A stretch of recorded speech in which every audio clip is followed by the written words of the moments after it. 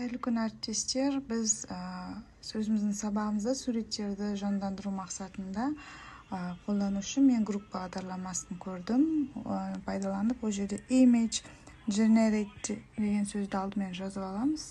Мен өзіме керектің бәрін ChatGPT-ге импорттарды жасау үшін тексттерді жазып алдым алдымен. Одан оны бір теңгеге жайлап копировать етіп салып отырдым. Менде тұсаукесер рәсімін бейнелейтін суреттер шығару керек болды. Мен алдымен әрбір мәтін ағымына осы текстті жазып, image generate деп, одан кейін бізге керекті бейнені жасадым. Мінекей бәрін бір теңгеле жайлап қойғандарым сіздерге көрініп тұр.